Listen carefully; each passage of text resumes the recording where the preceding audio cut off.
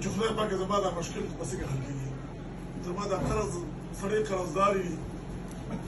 مقروض یو سړی مشکلات وي یو سړی په کور کې سحر او جادو اثرات ډېر زیات وي یو سړی بچو کې اتفاق نه وي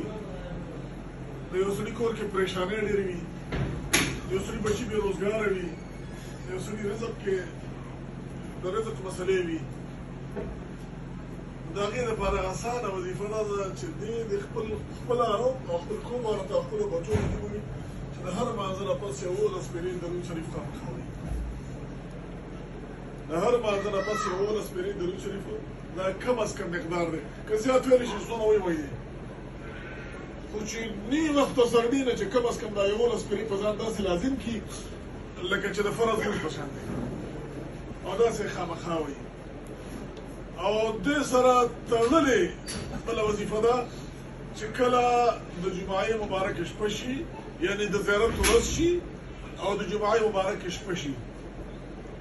او د ماسخوتن لمونځ دې وکړي د ماسخوتن لمونځ نه پس دې د خپله بیبي او خپل بچي ځان سره کښېنئ که مور او پلار یې ژوندي هغې ځان سره کښېنئ که خویندې د ده په اختیار کې هغې ځان سره کښېنئ او هغې ته وایي چې راځئ چې مونږ یو 10 منټه 15 منټه 6 منټه د درود شریف ختم وکړو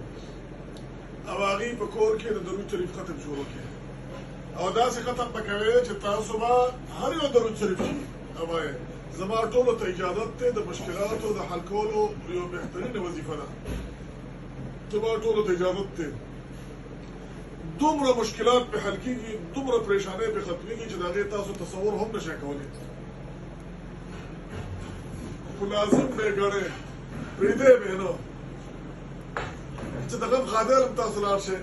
هلته بیا یو 15 منټو لته هلکې راځئ دا زموږ کې پوه که کور کې کوم کسان پاتې دا نه وایي چې موږ خو 2 کسان پاتې نو موږ یې بس کوو ختم کور کې څوک پاتې که 2 کسان پاتې هغې دې په هغه شپه باندې لازم دی ګڼئ او هغې دې کښېني لږ دی وایي خیر دی په هغه شپه باندې خو وایي دی خامخا په کور کې څه حالات ګډوډي نو وایي دی پرېږدئ خامخا به کوي خیر دی لږ دی وایي درود شریف سړی ستړی کېږي نه ښه چې کله څومره وایي دا مقدار تاسو له ضروري ده چې خامخا یې تاسو یو مقدار فکس کړئ خو ډېر به وایئ